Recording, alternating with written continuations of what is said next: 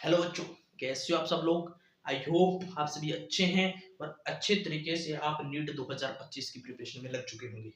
आज अपने स्टार्ट करने जा रहे हैं reaction mechanism and types of organic reaction को, अभिक्रिया क्रियाविधि एवं क्रियाओं के प्रकार को। तो अपने बात करेंगे reaction mechanism and types of organic reaction. मैं इस वीडियो को स्टार्ट करने से पहले आपको बता देता हूं कि ऑर्गेनिक केमिस्ट्री का एक सीधा सा फंडा है। ऑर्गेनिक केमिस्ट्री का एक सीधा सा फंडा है, जिसकी आती है उसकी पूरी आती है और जिसकी जाती है उसकी पूरी जाती है। यानी ऑर्गेनिक केमिस्ट्री में अगर आपको स्टार्टिंग से समझ में आएगा तभी आपकी पूरी समझ में आएगी। अगर आपने बीच में एक भी क्लास मिस कर दी तो आपकी जो कड़ी है वो टूट गई, तो आपको कुछ भी समझ में आएगा, कुछ भी समझ में नहीं आएगा। इसीलिए कहता हूँ जिसकी आती है उसकी पूरी आती है और जिसकी जाती है उसकी पूरी जाती है। ऑर्गेनिक केमिस्ट्री बीच में नहीं अटकाती। अगर आप इसको अपने पास रखोगे ना तो ये आपको कभी भी धोखा नहीं देगी। अगर एक बार दूर चली गई ना और आप बुलाने का प्रयास भी करोगे ना तो आपके पास नहीं आएगी। ऑर्गेनिक केमिस्ट्री है, इसका एक फंडा है कि कुछ बातें इसमें मानने वाली है और कुछ बातें इसमें समझने वाली है। मानने वाली बात को मान लेना और समझने वाली बात को समझ लेना। अगर भाई मानने वाली बात को समझने लग गए और समझने वाली बात को मानने लग गए तो बैंड बज जाएगी। तो ऑर्गेनिक केमिस्ट्री में कौन सी बात मानने वाली है वो मैं बताऊंगा और कौन सी बात समझने वाली है ये भी मैं बताऊंगा। तो स्टार्ट करते हैं। एक बहुत प्यारा टॉपिक ऑर्गेनिक केमिस्ट्री का, reaction mechanism and types of organic reaction, जहां से बड़े बड़े बहुत ज्यादा क्वेश्चन आते हैं। कितने क्वेश्चन? 9 से 10 क्वेश्चन। तो अपने स्टार्ट करने जा रहे हैं reaction mechanism and types of organic reaction. तो स्टार्ट करते हैं reaction mechanism and types of organic reaction. तो मैंने सबसे पहले लिखा रिएक्शन मैकेनिज्म। तो रिएक्शन मैकेनिज्म होती क्या है? रिएक्शन मैकेनिज्म होती क्या है इसको अपने समझेंगे। सबसे पहले आप एक लाइन लिखना कि रिएक्शन मैकेनिज्म होती क्या है, एक हेडिंग डालना और उसके बाद में लाइन लिखना कि अभिक्रिया को पद दर पद समझाना। अभिक्रिया को पद दर पद समझाना क्या कहलाती है? अभिक्रिया क्रियाविधि रिएक्शन मैकेनिज्म कहलाती है। यानी रिएक्शन को स्टेप बाय स्टेप समझाना क्या है? रिएक्शन मैकेनिज्म है। दूसरा पॉइंट लिखना कि एक हाइपोथेटिकल कॉन्सेप्ट है। क्या है? रिएक्शन मैकेनिज्म एक हाइपोथेटिकल कॉन्सेप्ट है, एक काल्पनिक अवधारणा है। रिएक्शन मैकेनिज्म एक हाइपोथेटिकल कॉन्सेप्ट है, एक काल्पनिक अवधारणा है। अभी तक मैंने आपको दो लाइन में जो लिखा है मैं उसको समझाने के लिए बोर्ड पर क्या लिखूंगा? एक रिएक्शन लिखूंगा मेरे भाई। अभी जब दो लाइनें जो मैंने लिखाई यानी रिएक्शन को स्टेप बाय स्टेप समझाना और रिएक्शन मैकेनिज्म एक हाइपोथेटिकल कॉन्सेप्ट है। इसके लिए मैंने दो लाइनें जो आपको लिखाई, अभी उसको समझाने के लिए मैं एक बोर्ड पर रिएक्शन लिखूंगा। नया आपको समझनी नहीं, क्योंकि आपको समझ में आएगी भी नहीं। क्यों? मैं अभी तक मैंने आपको समझाया ही नहीं, अभी आपको मैंने पढ़ाया ही नहीं। मैंने जो दो लाइनें लिखाई मैं तो उसको एक्सप्लेन करने के लिए एक रिएक्शन लिख रहा हूं। नया तो आपको समझना है, नया आपको लिखना है। आपको तो सिर्फ बोर्ड पे देखना है, क्योंकि जो आपने अभी दो लाइनें लिखी कि पहली लाइन कि रिएक्शन को स्टेप बाय स्टेप समझाना, अभिक्रिया को पद दर पद समझाना क्या कहलाती है? रिएक्शन मैकेनिज्म कहलाती है। दूसरा पॉइंट जो आपने लिखा कि रिएक्शन मैकेनिज्म एक हाइपोथेटिकल कॉन्सेप्ट है। किसका कॉन्सेप्ट है? हाइपोथेटिकल कॉन्सेप्ट है उस साइंटिस्ट का जिसने जिस रिएक्शन पर काम किया, जिस रिएक्शन पर, क्योंकि कोई भी रिएक्शन है उस पर कोई साइंटिस्ट अगर रिएक्शन करता है, वो रिएक्शन के जब टेस्ट ट्यूब में कोई रिएक्टेंट लेता है, रिएक्ट कराता है, लास्ट में प्रोडक्ट मिलता है उसको, तो उसको अपना जो उत्पाद बना वो उत्पाद निर्माण समझाना है। इसीलिए वो कहता है कि एक हाइपोथेटिकल कॉन्सेप्ट होता है, उसी को समझाने के लिए रिएक्शन मैकेनिज्म देता है। तो अपने दो लाइनें लिखी कि रिएक्शन को स्टेप बाय स्टेप समझाना, विक्रिया को पद दर पद समझाना क्या कहलाती है? Reaction mechanism. दूसरा पॉइंट आपने लिखा कि रिएक्शन मैकेनिज्म क्या है? एक हाइपोथेटिकल कॉन्सेप्ट है। तो आप बोर्ड पर देखना, उन दो लाइनों को समझाने वाला हूं जो आपने अभी अपनी नोटबुक में लिखी। मैंने कहा CH3 CH double bond CH2। मैंने कहा ये है एल्कीन। क्या है ये? एल्कीन है। मैंने कहा मैंने लिया H+H2O। मैंने कहा ये एल्कीन, ये H+H2O, एल्कीन, ये H+H2O। H+O में डेफिशिएंट, मेरी मांग मुझे डिमांड, मेरी मांग को मुझे, मेरी डिमांड पर मुझे इलेक्ट्रॉन चाहिए। H प्लस कहता है कि H प्लस हूं मैं, डेफिशिएंट हूं मैं, मेरी मांग है, मेरी डिमांड है, मुझे इलेक्ट्रॉन चाहिए। इसकी मांग पे, इसकी डिमांड पे एल्कीन अपना पाई बॉन्ड मूव कराती है, अपने ऊपर नेगेटिव चार्ज बनाती है। क्या ये कहती है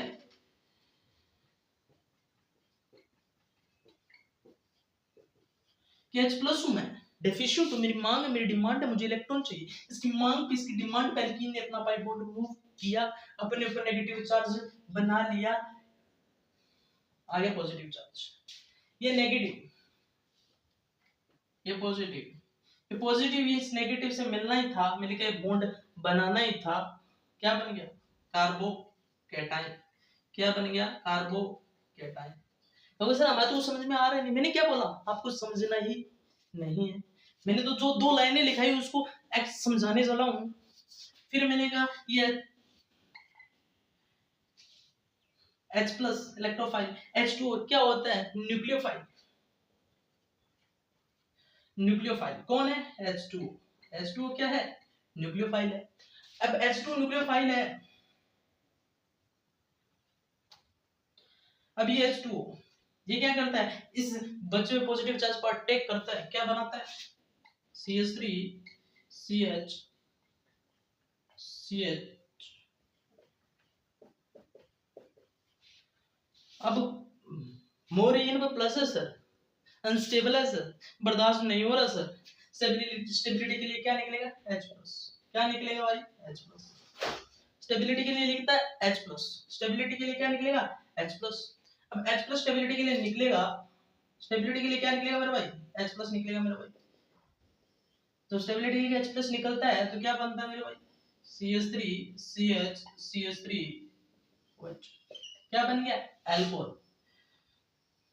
क्या बन गया? एल्कोहल। मैंने ये जो लिखा है वो आपके समझ में नहीं आएगा, अभी तक जो मैंने बोला वो भी आपके समझ में नहीं आएगा। मैंने दो लाइनें बोली कि रिएक्शन मैकेनिज्म क्या है,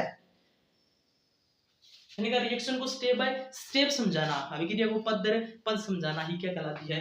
रिएक्शन मैकेनिज्म कहलाती है, अभिक्रिया क्रियाविधि कहलाती है। दूसरी लाइन मैंने बोली कि रिएक्शन मैकेनिज्म एक हाइपोथेटिकल कॉन्सेप्ट है, किसका? उस साइंटिस्ट का जिसने जिस रिएक्शन पर काम किया।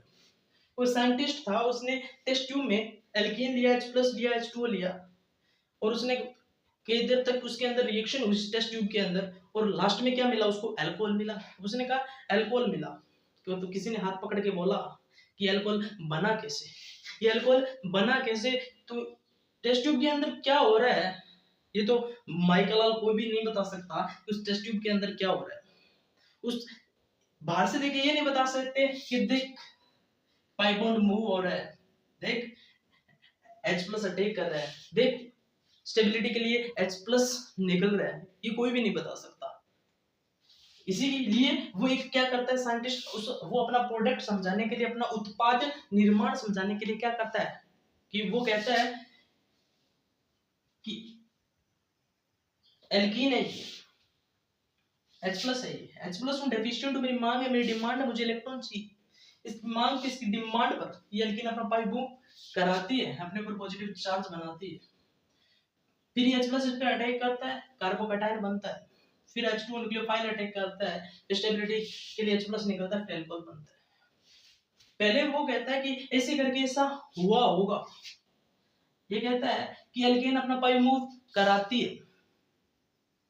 टेस्ट ट्यूब में तो क्या पता चला कि एल्कीन अपना पाई मूव कराती है, पर वो अपने उत्पाद निर्माण को समझाने के लिए कहती है कि ये पाई बॉन्ड ऐसे मूव हुआ होगा, हुआ होगा। टोटली इमेजिनेशन, टोटली एक हाइपोथेटिकल कॉन्सेप्ट था कि पाई बॉन्ड ऐसे मूव हुआ होगा, कार्बोकैटायन बना होगा, फिर न्यूक्लियोफाइल ने अटैक किया होगा, फिर प्रोडक्ट बना होगा। टोटली इमेजिनेशन हुआ होगा, क्योंकि टेस्ट ट्यूब में किसी को पता नहीं चलता कि पाई बॉन्ड मूव हो रहा है, H प्लस अटैक कर रहा है, H2 अटैक कर रहा है, प्रोडक्ट बने। माइकल लाल कोई भी नहीं बता सकता कि उस टेस्ट ट्यूब के अंदर हुआ क्या। वो साइंटिस्ट इस उत्पाद निर्माण को समझाने के लिए क्या क्या कहता है कि ऐसे करके ऐसा हुआ होगा। तो पहले उसने इस स्टेप को समझाया, फिर उसने इस स्टेप को समझाया, फिर उसने इस स्टेप को समझाया, फिर उसने इस स्टेप को समझाया, यानी इस रिएक्शन को स्टेप बाय स्टेप समझाया, इस अभिक्रिया को पद दर पद समझाया।